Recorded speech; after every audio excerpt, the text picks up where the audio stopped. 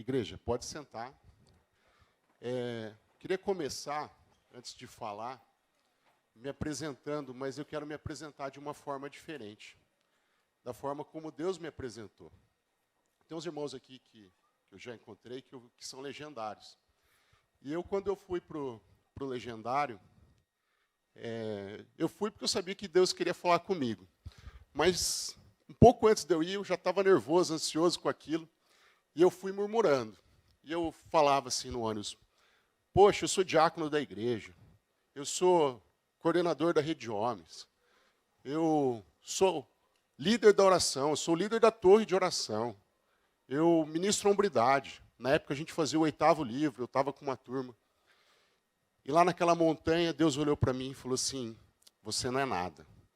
Você só faz o que eu permito e porque as outras pessoas te ajudam. Então, meus irmãos, quem está aqui hoje não é ninguém, mas Deus permitiu que ninguém estivesse aqui. E algumas pessoas me ajudaram. Eu quero honrar a vida de alguns deles. Em primeiro lugar, a vida do pastor Adilson, que não está aqui hoje, mas pastor que, quando eu estava afundado no pecado, ele não me julgou, ele me tratou com amor. Quero agradecer a vida da pastora Rosângela, que, quando eu falei com ela, ela cedeu esse espaço para que eu pudesse estar aqui, acreditando que a palavra fosse uma palavra realmente do coração de Deus e que pudesse falar na vida de vocês, e permitiu que eu estivesse aqui. Quero agradecer esses homens que estão em pé, que fazendo a coluna de oração, que são homens que têm me sustentado em oração, irmãos de uma caminhada que Deus me deu. E eu quero agradecer a minha esposa. Eu sou casado para sempre com a Kelly, pai por toda a vida da Gabriela e do Michel. E a minha esposa, ela teve todos os motivos para me deixar. Mas, pela misericórdia de Deus, ela permaneceu. Hoje, a gente vive um sonho. A gente tem uma família que ama Deus, a gente pode testemunhar do amor de Deus. Ontem a gente até brincou que a gente vive um pedacinho do céu na terra. E isso é muito bom. Mas queria deixar claro que nem sempre foi assim. Eu já venho de um casamento que fracassou, de um casamento que eu não fui o sacerdote naquela casa. Eu conheci minha esposa e ela não me conhecia. E ela achava que eu era uma pessoa, eu era outra. E a gente acha que mulher, casamento, muda as coisas, mas isso não muda nada. Eu achava que casando eu ia mudar, mas não mudei. Muitas mulheres acham que o namorado vai mudar quando casar com elas, mas não vai. A única pessoa que pode mudar a vida de alguém é Jesus. Só Jesus pode transformar a vida de alguém. E quando eu estava prestes a perder tudo, afundado na lama, Deus falou comigo, falou assim: meu filho, você tem que se arrepender dos seus pecados e tem que se voltar para mim. É o único caminho. E eu comecei a ter uma mudança de atitude. Não foi fácil. E eu lembro, minha esposa uma vez testemunhou para mim que ela só acreditou que eu estava realmente diferente. Não vou lembrar horários, mas eu acordava cedo. Eu passei a acordar 1 hora mais cedo, eu ia para a sala, ficava lendo a Bíblia e orando. E um dia ela acordou e ela não sabia que eu acordava mais cedo. Ela acordou e me viu na sala. E ela falou assim: acho que realmente agora ele quer mudar, né? Mas assim, o que eu digo que eu só permaneci porque a gente, muitas vezes, Deus fala com a gente, mas a gente não permanece.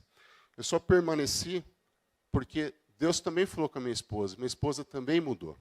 E a mudança dela fez com que eu permanecesse com Deus. A palavra diz em Provérbios 14:1, a mulher sábia edifica a casa, mas a insensata derruba com as próprias mãos.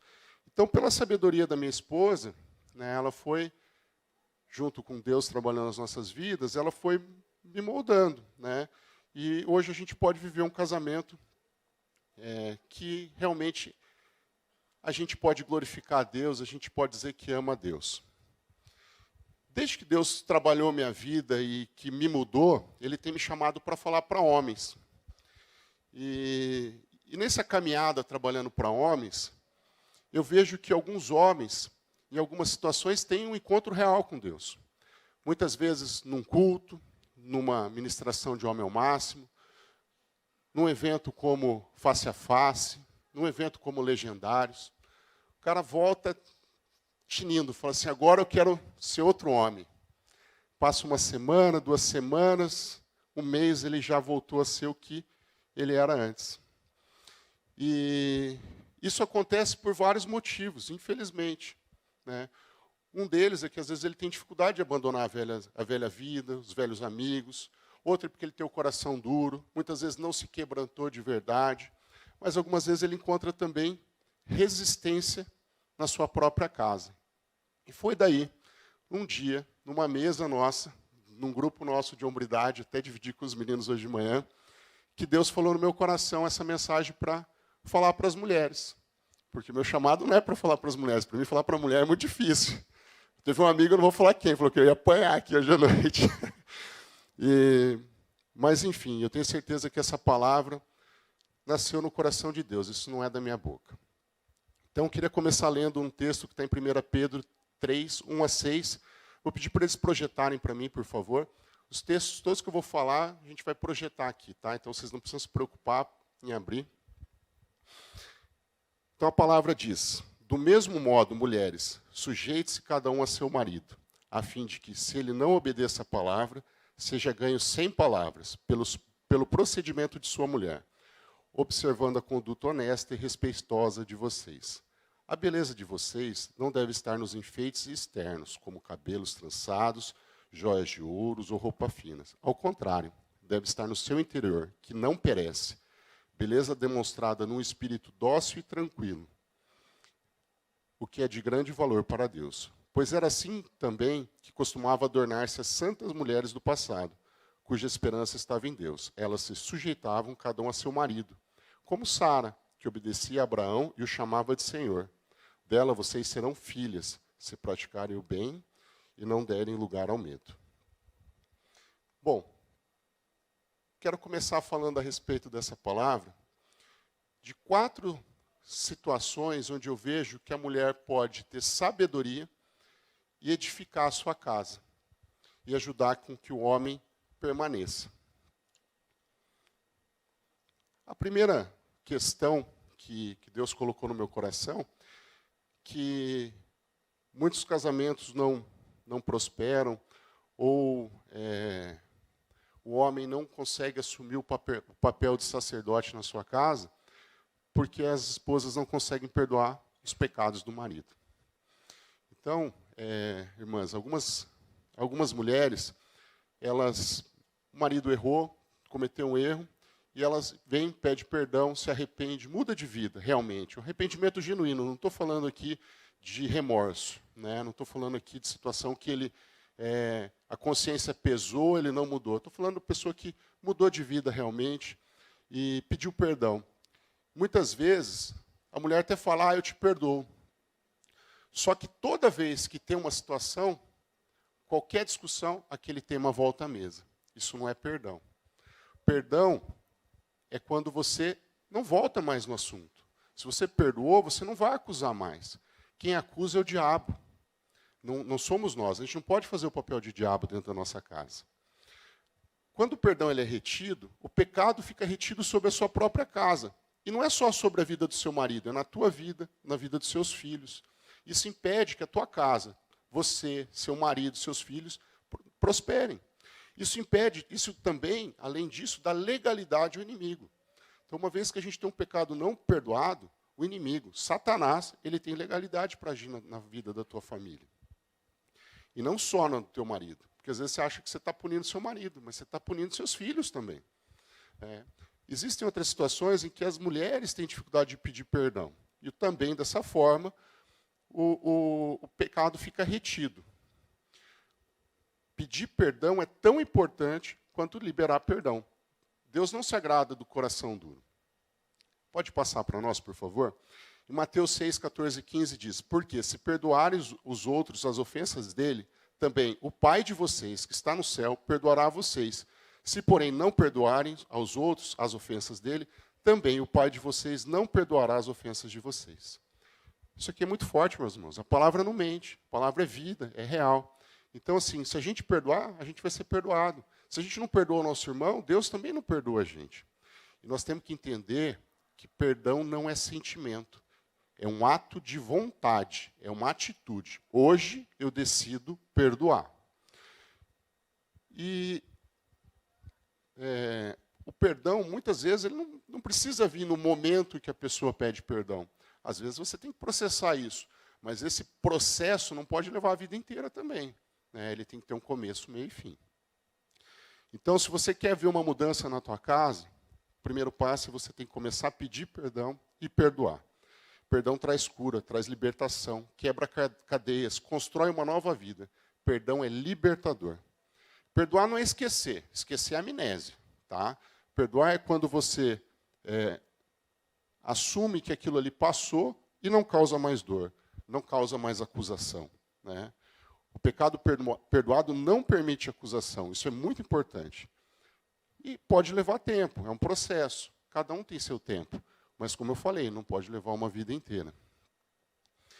O segundo ponto que eu quero colocar para vocês é que a mulher pode usar de sabedoria para edificar a sua casa, é amar, respeitar e orar por seu marido. Os homens, eles não gostam de que você fale o que eles devem fazer. Mas, muitas vezes, eles precisam que alguém fale. Mas a mulher tem que usar sabedoria. Né? Por quê? Se ela falar assim, faz isso, às vezes ele vai falar, não vou fazer. Ela está mandando em mim, ela não manda em mim. Então, por exemplo, vocês acham que é interessante ir para a praia. Chega para ele, amor, você está cansado, né? Acho que uns diazinhos de descanso. Você lembra aquela vez que a gente foi para lá? Pois é, né, amor, a gente podia ir para a praia. Olha que ideia brilhante que você teve, né? Então, ao invés de você falar, vamos, você começa a sugerir para que ele parta dele essa ideia, né? Então, usando sabedoria, né? Isso é muito melhor do que o autoritarismo. Porque se você vier mandando, ele não vai fazer. Esse negócio está quebrado, você não arruma. Fala, poxa, amor, seria tão bom se a gente pudesse tomar um banho no chuveiro quente que queimou ali, né? Então, usa de sugestões, né? Não de autoritarismo. Amar o marido. Né? Amar o próximo é um mandamento. Né? E não existe ninguém mais próximo da gente do que o nosso cônjuge. Então, a gente deve amar, as esposas devem amar o marido. Aqui existe, às vezes, até uma inversão. Tem mulheres que amam o marido a ponto de dar a vida pelo marido. Isso não é dever da mulher, isso é dever do homem. O homem deve proteger e amar a esposa, dando a vida pela sua esposa, como Cristo fez pela igreja. Isso é o papel do homem. Mas a mulher também tem que amar, porque a Bíblia diz, ama é o próximo. Não existe ninguém mais próximo do que a esposa. Então, da mesma forma que o perdão é uma atitude, amor também não é sentimento, é uma decisão. A gente deve decidir amar o nosso cônjuge todos os dias. Então, quando a gente acorda, a gente tem que falar assim, hoje eu decido amar minha mulher. Né? É fácil amar minha mulher linda, né? Mas e daqui a 30 anos, 40 anos, 50 anos, a gente vai continuar bonita assim? A gente não sabe. Então, isso tem que ser uma decisão. A gente vai continuar com saúde? A gente não sabe, mas a gente tem que continuar decidindo. Né? Se minha esposa ficar na cama, eu vou parar de amar? Não, eu tenho que continuar amando, isso é decisão. Isso é palavra de Deus, isso é Bíblia, isso é vida. Quando você passar a tomar essa decisão, vai mudar muita coisa dentro da sua casa. Uma outra coisa muito importante é respeitar. Respeitar o marido é não falar mal do marido. Tem muita mulher que fala mal do marido para a mãe, para a irmã, para amigas, na frente de todo mundo. Tem situação que às vezes a gente passa e vai em eventos com pessoas, né, que a gente conhece. Às vezes tem uma pessoa lá que começa a falar mal do marido. Eu fico até incomodado. Se eu escuto alguém falando, tanto a mulher falando mal do marido, quanto o marido falando mal da mulher. Eu fico incomodado. Gente, a nossa boca foi feita para abençoar. Se a gente tem algum problema com o nosso cônjuge, a gente tem que resolver com ele, no nosso quarto. Não é ficar falando mal para as outras pessoas. Então, isso não vai edificar a tua casa. E a palavra tem poder. Tudo aquilo que você fala pode ser bênção e maldição na vida do teu marido e da tua família. Então, você vai colher exatamente isso que você está plantando, que você está semeando. Tem uma passagem em Mateus, passa para nós, por favor, que nos exorta. Mateus 12, 36 e 37. Mas eu digo que, no dia do juízo, os homens haverão de dar conta de toda a palavra inútil que tiver falado. pois por suas palavras vocês serão absolvidos, e por suas palavras vocês serão condenados. Aqui a palavra fala homens em relação a homens e mulheres, claro, e ela é muito clara. Se você está lançando bênção, você vai ter isso como prova a favor de você. Se você está falando maldição, você vai ter isso como prova contra, para você ser condenado.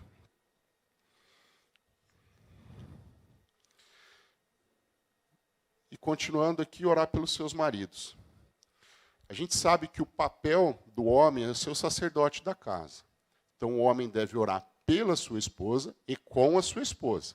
Mas a esposa também deve orar pelo marido. Isso também é um papel da mulher. Ah, mas meu marido não ora nem por mim, nem comigo. E daí? Bom, o papel do sacerdote ele é do homem.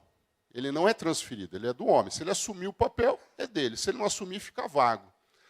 E a gente aprende na hombridade que, assim, toda mudança começa na cabeça, que é o homem. Só que se a cabeça não age, o corpo faz uma revolução. Então, minhas irmãs, acredite, a oração é capaz de fazer uma revolução na cabeça do teu lar, na vida do teu marido. Então, ora pela vida do teu marido, porque Deus vai mudar e vai transformar a vida dele. E, antes de falar os dois últimos pontos, eu queria continuar lendo ali 1 Pedro 3, só que um pouquinho mais para frente. Você passa para nós, por favor? Então, 1 Pedro 3, versículo 9 a 12. Eu pulei a parte dos homens, da parte ali, com certeza, porque hoje a mensagem era para as mulheres. E fala assim, não retribuam mal com mal, nem insulto com insulto. Ao contrário, bendigam, pois para isso vocês foram chamados, para receberem bênção por herança. Pois quem quiser amar a vida e ver dias felizes, guarde a sua língua do mal e os seus lábios da falsidade. Afaste do mal e faça o bem. Busque a paz com perseverança, porque os olhos do Senhor estão sobre os justos e os seus ouvidos estão atentos à sua oração. Mas o rosto do Senhor volta-se contra os que praticam o mal. Então, o terceiro ponto é, não retribua o mal com insultos. Não entre em discussão. Tem um ditado que diz que quando dois não querem, um não briga. O marido não é teu inimigo. Então, se ele falou alto com você, se você falar alto com ele, o negócio não vai parar nunca. Ele vai falar alto com você, você vai falar alto, e isso vai, e não vai acabar nunca. Eu lembro que minha esposa falou, e esses dias ela repetiu que ela era uma mulher sabiá, que ficava na cabeça do marido, em vez de ser uma mulher sábia, que ficava quieta. E esse foi um dos processos que Deus falou na vida dela, que mudou a minha vida. Muitas vezes eu chegava em casa, estava nervoso com qualquer coisa, ou ficava nervoso com qualquer coisa que eu via em casa. E não era muito difícil eu ficar nervoso, não. E eu chegava e falava uma grosseria. E ela não queria ficar para trás, né? Então ela respondia. E um dia eu fui, pá! E ela não falou nada. Aí daqui a pouco ela veio com outro assunto, normal. Aquilo constrange. O amor constrange, meus irmãos. Então, quando a pessoa, você vai com agressão, e ela não volta com agressão, aquilo te constrange. Faz com que você fale, meu Deus, eu errei. Ô amor, me perdoa. Isso gera o arrependimento.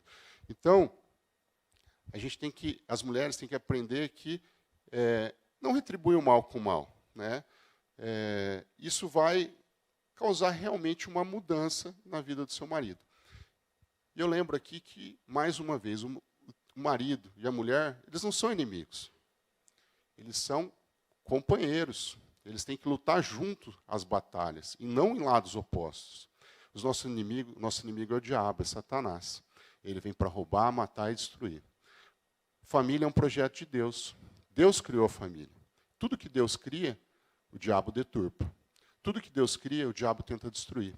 Então, não tem coisa que ele odeia mais do que uma família feliz, do que um casamento que é curado, do que um casal que é restaurado, um casal que louva a Deus. Isso deixa o diabo irritadíssimo e causa festas no céu. Então, a gente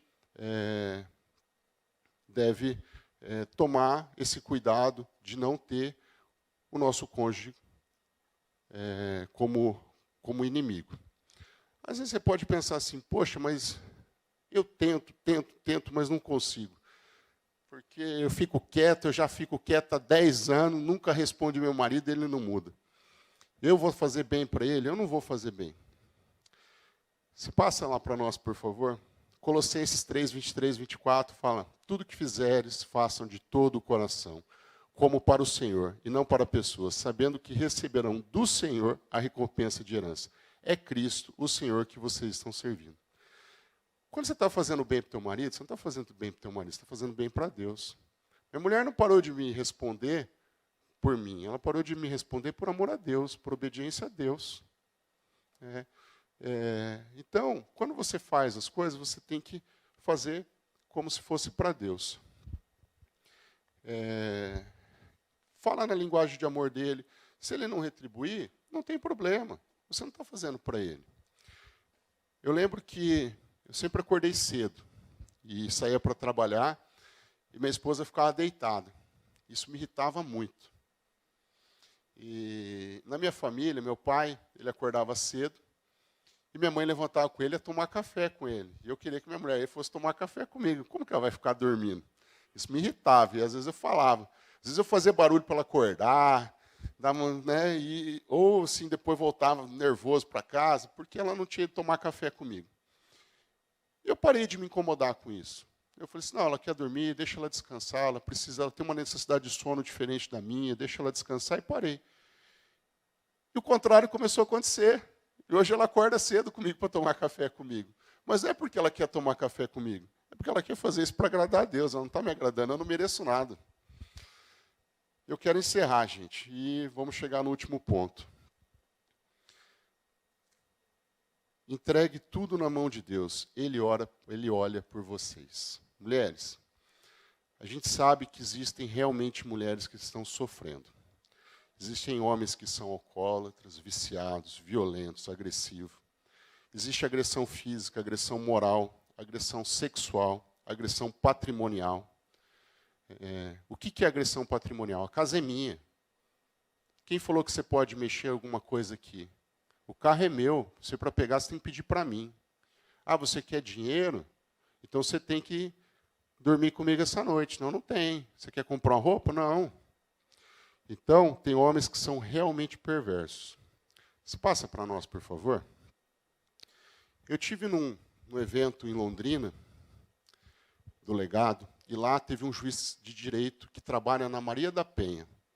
Ele citou alguns casos reais de homens justificando com passagens bíblicas. Não eram só essas passagens bíblicas, tinham outras, e tinha qual agressão que o marido cometeu. Eu não vou nem ler as passagens, não porque eu não acredito na Bíblia, eu creio na Bíblia, mas é porque foi uma visão tão deturpada desses homens que usaram, que eu não quero nem que isso seja mencionado aqui. Mas, infelizmente, isso não acontece só em Londrina. Isso acontece aqui em Maringá também. Isso acontece aqui dentro da igreja. Tem mulheres que têm sofrido aqui. Tem mulheres que têm sofrido com homens agressivos, violentos, maus. E talvez esse seja até o seu caso.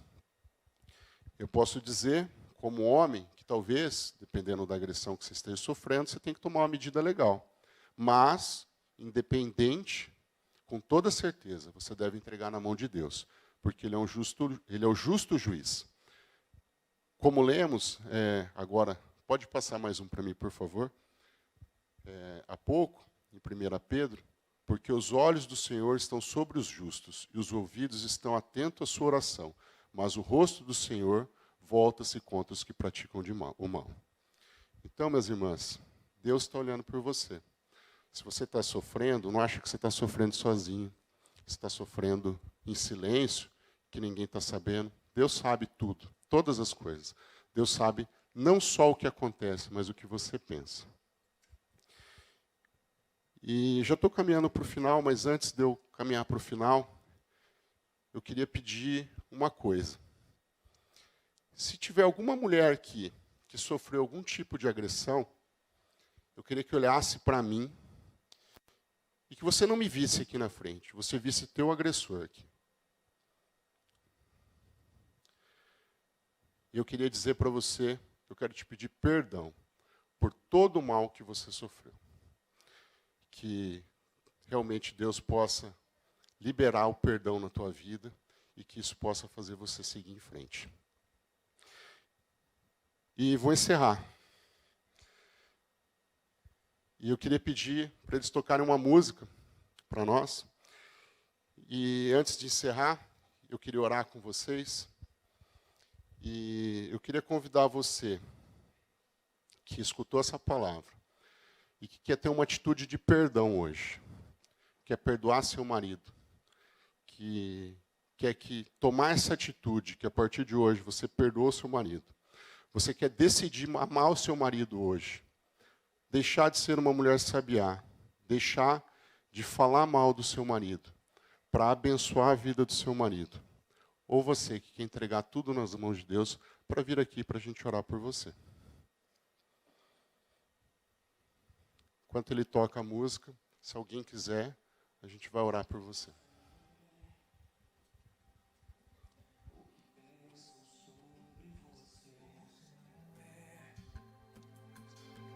O que dizem sobre você? Você não é as mentiras que o inimigo tenta soprar em teus ouvidos. Você é o que Deus pensa sobre você. Você é o que Deus diz sobre você. E o que Ele diz não volta atrás. Antes do ventre você foi gerado no coração de um pai. Lembre-se de quem você é. Lembre-se do que você tem. Lembre-se de quem você é. Lembre-se do que você tem. Você tem um pai que te ama, um pai que se importa, Um pai que não te rejeita. ele te abraça agora. Oh, Pai querido, Pai de amor, obrigado, Pai, porque o Senhor realmente ama, Pai, cada filho seu. Obrigado, Pai, porque o Senhor é um Deus poderoso, Pai, o Deus criador dos céus e da terra, Pai, e que do alto do seu trono, Pai, o Senhor olha por cada filho teu com amor, ó Pai. Ô, Paizinho, obrigado, Pai, porque nós cremos, ó Pai, que essa palavra realmente saiu do seu coração, ó Pai. Obrigado, Pai, por essas vidas que estão aqui no seu altar, Pai. Obrigado, ó Pai, porque essas pessoas, ó Pai, estão tendo uma atitude, ó Pai, uma atitude de compromisso diante com o Senhor, ó Pai, de uma mudança de atitude nas suas vidas, liberando perdão, parando, ó Pai, de murmurar e passando a amar os maridos, ó Pai, e também entregando, ó Pai, tudo em tuas mãos, ó Pai, porque o Senhor sabe de todas as coisas, ó Pai. Senhor, que essa atitude, ó Pai, esse compromisso diante do Senhor, ó Pai, também, ó Pai, quebre toda a legalidade que foi dada pelo inimigo, ó Pai, em nome de Jesus, quero declarar que o inimigo está derrotado, ó Pai, que Satanás está derrotado essa noite na vida dessas famílias, ó Pai, nessas casas, e que essas casas, ó Pai, glorifiquem o Teu santo nome, ó Pai. Senhor, abençoa, ó Pai, para que essas vidas e essas famílias sejam transformadas, ó Pai, pelo Seu sangue, pelo Seu amor, ó Pai. Abençoa, ó Pai, para que essas famílias também possam testemunhar, ó Pai, do Teu amor, do Teu cuidado e de tudo que o Senhor fez na vida deles, ó Pai. Senhor, nós te louvamos e te agradecemos, ó Pai, pela Tua fidelidade e pelo Teu imenso amor que dura para sempre, ó Pai. Esteja conosco, ó Pai, no restante desse culto e continua falando aos nossos corações. Em nome de Jesus que eu oro. Amém. Glória a Deus. Aleluia.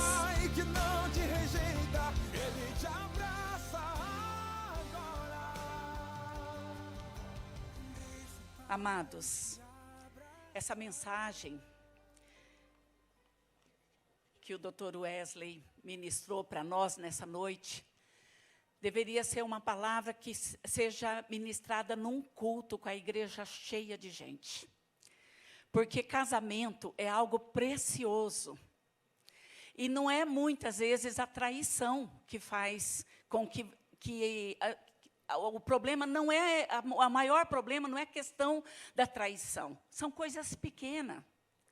São os princípios que ele falou aqui, os valores, que não são praticados. Deus usou muito a sua vida, meu irmão. Louvado seja Deus por isso. E eu quero chamar a Kelly, quero chamar os seus filhos também aqui na frente. E eu queria pedir para toda a igreja ficar de pé, estender as mãos aqui para frente.